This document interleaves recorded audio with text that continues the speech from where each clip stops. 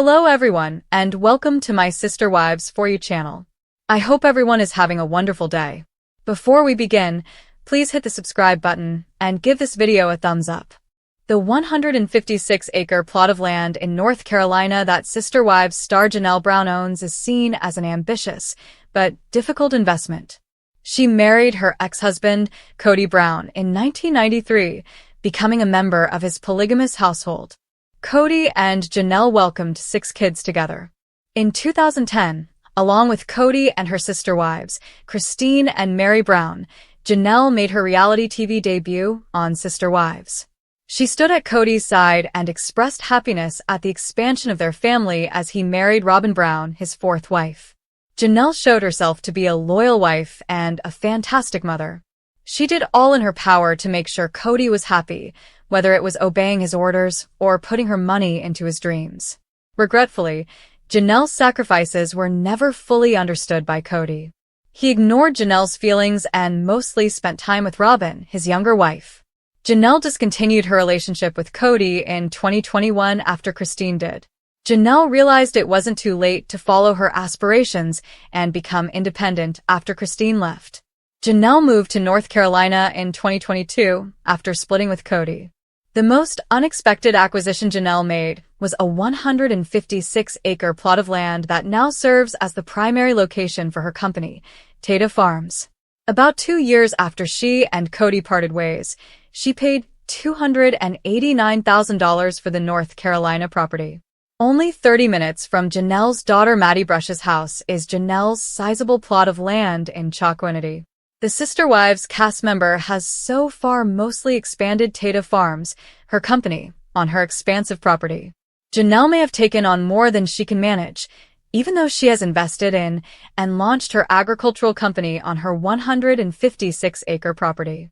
Janelle has taken on a lot of new duties as a result of making such a large financial investment in such a sizable plot of land in North Carolina. As she ages, she may have to spend more time away from her kids because she is dedicated to the new endeavor. It will take a lot of work and possibly more money to maintain the land, which could have an effect on Janelle's long-term financial status. In addition to the money she must spend on property upkeep, Janelle must also invest heavily in the operation of her farm business. Janelle's first significant business endeavor since her breakup with Kody was the establishment of Tata Farms with Madison Brush a few months ago. She encouraged Sister Wives fans to check it out by posting after soft-launching it on social media. Janelle also sold casual clothing, including tops, bags, aprons, cookbooks, towels, and unique Mother's Day packages, using the Tata Farms website as an e-commerce platform. She was married to Kody and raised her 6 children for almost 30 years, carrying out her duties. Janelle doesn't have any farming experience, and her business plan is unclear.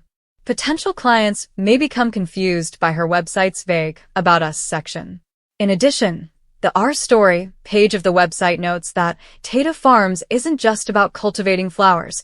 It's about creating a sanctuary where people can gather, connect, and find solace in the beauty of nature.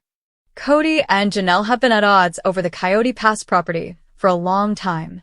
The 14-acre property in Coyote Pass, Fort Valley, Arizona, was bought in 2018 by Janelle, Kody, and other sister wives using a sizable amount of their funds. In order to establish their polygamous family there, they paid almost $800,000 for the property. But when Janelle and the other sister wives break up with Kody, things take a different turn.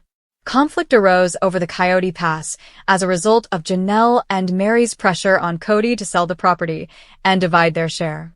Kody eventually sold the Coyote Pass in 2025 for $1.5 million. It has come to light that Janelle, Robyn, Meri, and Kody split the proceeds equally. Janelle left with more than $300,000, which is probably more than twice as much as she had invested in 2018. Janelle is wise enough to save some money rather than spending it all on her farm. Although it's admirable that she has faith in her concept, it would be better for her to save the money she saved from the Coyote Pass and let her business develop naturally. Janelle has been extremely upfront about her financial troubles and the reasons behind them. She had previously talked about how her entire family kept their money in one location. All of the adults in the household shared their wealth and possessions because they were polygamous.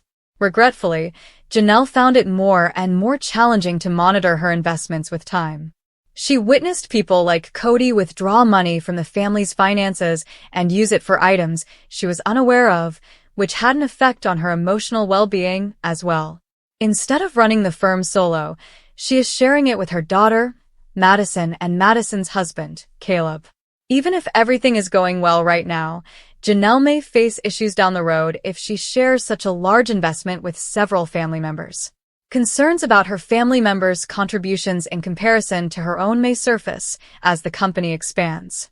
The Sister Wives cast member may come to regret co-owning the farm with her family, similar to how she regretted her past financial decisions. Robyn found it extremely painful to witness Kody's alienation from his grown children. During the October 6th program, she said, "My parents got divorced when I was little. My mom lived alone after he and his first wife moved to a different city. I recall asking what happened to my biological father. Why? He merely offered a series of weak justifications for his lack of support during my formative years, and it was awful." No, she wasn't going to let Kody's wounded sentiments prevent him from trying. During their heated on-camera confrontation in late 2022, she admitted, "I'm having a hard time feeling like losing respect for you a little bit."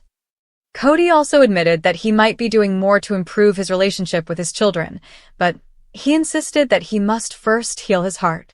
He disclosed that he believes some of his children are colluding against me, saying, "I'm so upset about what has transpired that if I speak to my children, I'm afraid they'll accuse me. I'm too impulsive at the moment. I'll only cause more harm." When Janelle and Kody's oldest son Logan married his now-wife Michelle Petty in October 2022, a large portion of the family was present, but they weren't quite feeling the love. In the October 6th episode, Kody vented to Robyn, "You saw Madison take her kids and scuttle them away from me," pointing out that his daughter had not informed him that she was pregnant, her third child, Josephine, who was born in February 2023. "She never told me she was pregnant. Since they don't talk much, Maddie doesn't really tell her dad anything." Really, Maddie doesn't have any contact with him, Janelle clarified when asked why her daughter avoided Kody during the wedding. "She takes great care of her kids. Since Evie was born and Evie was 3.5 years old, Kody has not been present. Additionally, she didn't want him to simply walk in and say, 'Oh, I'm your grandpa,' to which they would respond, 'What? Who is this guy? What does Kody think?'" In reference to Maddie's life in North Carolina, he stated, "It's unrealistic expectation for grandparents to be in their grandchildren's lives all the time, especially if you move your children to an entirely different coast. In Flagstaff, I have a job and a life."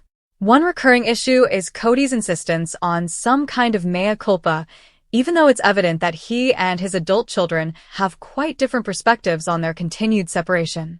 After the COVID scare was over and we all went back to our normal lives, we still couldn't reconcile as a family because Kody felt like the boys needed to give an apology to him and to Robyn, especially to Robyn, Janelle said of her sons in the October 13th incident.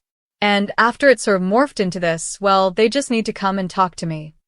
And the most precious person in this family who's given her heart and soul has been disrespected or some bull's tea like that," Janelle added, summarizing Kody's problem, which was that he believed his children had not been faithful to him. "And I'm like, Kody, whatever. Yes, anything." Gabriel took a similar stand, recounting a discussion he had with his father. "He kept phrasing it like I owed him an apology," he told Janelle on the subject. "At some point, I simply said, 'Hey, we're not going to talk anymore unless you're really ready to have a relationship and fix things.'" A few days later, he texted me when he returned. He says, "Hey, I've been looking at what you've been saying. Please pardon me. I forgive you." Forgive me for what? I thought. Kody only sees his youngest child, Savannah, out of the 6 he and Janelle have. "It's not frequently, but every couple months he'll call and they'll go out," Janelle explained in the episode that aired on October 13th. The rest of the kids don't really have much of any kind of connection with him. Savannah, who graduated from high school in 2023, feels that her 4 older brothers have assumed the position of a father figure. The girl has even admitted to Janelle that she hopes to have her siblings marry her. I've talked to Savannah about it, and she's like, "Look, I just have come to realize that this is who he is," said Janelle. "He'll be like that dad who comes and we have a great time, and then he leaves. Wherever he is, I can meet him. It's all right." But Janelle is less understanding. She bemoaned, "I'm just so frustrated with Kody. Look, I've witnessed this occur. Over the years, I've dealt with a number of ladies who are divorced, and the father simply disappears with the children. Gabriel took it very hard because Kody was someone who would take Gabriel with him on business trips," Janelle said early in their father-son conflict. Kody was a totally engaged father until the last few years. "I told Dad that if he doesn't change and he can't take accountability, then I just won't ever see him again," Gabriel stated in the October 13th episode, despite his feelings of confusion over what he did to enrage his father. "And that's totally fine with me. He's at peace that his dad is not in his life," Janelle said. "That's what I wish for all of my children, you know. And I believe they're all arriving." Kody, for his part, seemed to be accepting of the circumstances. In a confessional, he said, "I'm really sorry that Gabriel feels that way. I've tried to contact him several times but have been turned down. However, it wasn't because I didn't try." Despite being the final wife to divorce Kody, Meri formally ended their relationship in late 2022 by asking for and getting what their church refers to as a release on the basis of abandonment. On the October 13th episode, she said, "I know he doesn't like that word because he doesn't feel like he abandoned me. I believe that he did." She believes that he essentially disregarded her until she decided to go so that he could say, "My hands are clean." Furthermore, Kody acknowledged that he had a small plan. He said, "I had moved on a long time ago," during a confession. "Let's face it though, I was worried about what she might do if I tore off the Band-Aid. It's because Meri has never been faithful to me. I've been concerned about that. It's merely a matter of reputation, as being divorced ruins your reputation." Meri claimed that instead, it was hers that was being damaged. "It's really just sad that Kody's talking about our marriage the way that he's talking about it," she stated. "It feels like the narrative has changed with him, but the things that he's saying about me to other people and the people are believing are not true." Thanks to an exercise suggested by their marital and family therapist in Las Vegas, Christina discovered years before she and Kody parted ways that they weren't a good fit on paper. When given the task of creating a list of the attributes she desired in a spouse, Christine noted that she was looking for a good communicator, someone who would be involved in her and her children's lives, and someone who was attracted to her. She said, "And Kody wasn't any of the things on the list." During the show that ended on October 20th, he said, "I'm not any of those things for you," when I showed him the list. "No, you're not," I responded. She rapidly realized that her now-husband David Woolley was her soulmate, in part because of the missive. She exclaimed, "Family is his most important thing to him." About the father of 8, who is widowed. He has run his own drywall company. He is known for being straightforward and honest with others, and he is an excellent communicator. Janelle makes sketchy financial decisions after Kody's split. Her ambitious and expensive North Carolina farm plan will shock you. Introduction. The Sister Wives world has always been filled with drama, but nothing has captured the fans' attention quite like Janelle Brown's post-split transformation. After her emotional split from Kody, Janelle is charting a new course, but the bold financial decisions she's making have many raising their eyebrows. Is her new North Carolina farm plan a brilliant move or an expensive gamble? As Janelle sets her sights on a brand new future, she's throwing herself into a risky venture that could either bring her long-term fulfillment or push her deeper into financial turmoil. Her ambitions have skyrocketed, but what is the price of her dreams, and can she afford it? In this exclusive 40,000-word article, we'll dive into every detail of Janelle's farm project, uncovering the sketchy financial moves she's making, and examining how this new venture could either save her or ruin her future. Janelle's life post-Kody has taken an unpredictable turn, and you won't believe how this new chapter is unfolding. Chapter 1. Janelle's fresh start, a glimpse into her ambitious North Carolina farm plan. After years of dealing with the complexities of her polygamous marriage to Kody, Janelle is embracing a completely new life. The decision to move to North Carolina and start her own farm project is both bold and exciting, but as with all things sister wives, it's anything but simple. With her past behind her and a clean slate ahead, Janelle's North Carolina dream is quickly taking shape. But what does her plan entail, and why is it raising so many eyebrows? Her goals are lofty, involving land acquisition, sustainability, and most surprisingly, the scale of the project. Janelle's financial decisions regarding this farm have some viewers questioning whether she's making a well-thought-out investment or putting herself in financial jeopardy. In this chapter, we'll break down the specifics of Janelle's farm plan, from the amount of land she intends to buy to the goals she's set for her farm success. Could this massive move be the fresh start she's been longing for, or is she biting off more than she can chew? Chapter 2. The Financial Gambit. Is Janelle's North Carolina dream affordable? When it comes to money, Janelle has always been more level-headed than some of her co-wives, but the decision to dive into a major farming venture in North Carolina is raising eyebrows about her financial future. The ambitious nature of the plan, combined with the high costs of land and resources, has some questioning whether she's setting herself up for success or failure. While Janelle has often been portrayed as the more grounded member of the Brown family, this move could be far more risky than she lets on. From purchasing expensive land to hiring staff and building infrastructure for her farm, every step of her plan requires substantial financial investment. Is she taking out loans to cover the costs? Could her future income sustain such an expensive lifestyle? In this chapter, we'll take a deep dive into the finances behind Janelle's farm venture. What are the risks involved? Could she face mounting debt or even bankruptcy if things go awry? We'll also explore the possible ways Janelle could recover financially if her big gamble fails. Chapter 3. Kody's absence.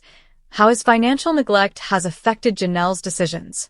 Janelle's decision to strike out on her own in North Carolina comes on the heels of her split from Kody, and it's clear that his absence has played a major role in her decision-making process. Over the years, many fans have observed that Kody's financial decisions have often been less than stellar, leaving Janelle to shoulder the burden of managing their family's finances. Now that she's officially separated from him, Janelle has to rely on her own judgment, and while she may be free from Kody's influence, she is also facing the reality of starting over financially. How much of an impact did Kody's poor financial decisions have on Janelle, and how is she trying to make up for lost time? In this chapter, we'll discuss how Kody's inability to properly manage money and resources may have contributed to Janelle's risky farm decisions. We'll explore how Janelle's financial independence is taking shape and what steps she's taking to rebuild her finances in a post-Kody world. Chapter 4. Janelle's investment in land. The costs of living off the grid. Living off the grid has long been a dream for Janelle, and the North Carolina farm is her way of finally realizing that dream. But living sustainably and independently comes with a hefty price tag. Janelle's land purchase, combined with the cost of building sustainable housing, growing crops, and acquiring livestock, is not as affordable as it seems. In this chapter, we'll take a closer look at the costs involved in Janelle's off-the-grid lifestyle.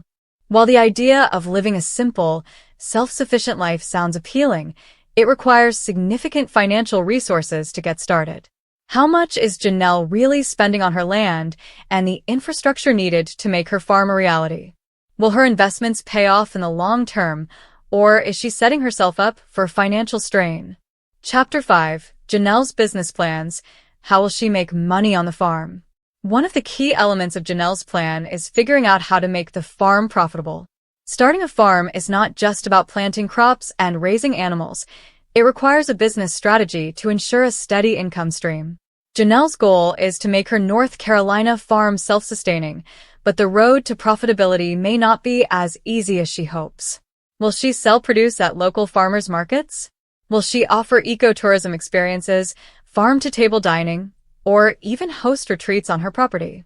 In this chapter, we'll explore the various ways Janelle plans to generate income from her farm and whether her business ideas are feasible. Is she thinking too big, or could these ventures actually help her cover the costs of the expensive land and development? Chapter 6. Janelle's social media. How her online presence impacts her financial future. In today's world, social media plays a huge role in a person's success, and Janelle has fully embraced it. Her online presence has become an integral part of her post-Kody brand, with followers eagerly awaiting updates on her farm plans, life after the split, and new ventures. But what impact does Janelle's social media following have on her financial future? As Janelle documents her journey on Instagram, TikTok, and YouTube, she's also tapping into a wider audience for potential income streams. From sponsorships and partnerships to product placements, Janelle's online brand could help offset the expenses of her farm project. But is this online fame enough to make her financial plans work? In this chapter, we'll discuss the potential of Janelle's social media empire and whether it can be a game changer in her financial future. Can Janelle turn her following into a viable income stream to support her farming dream, or will her online presence be more of a distraction than a solution?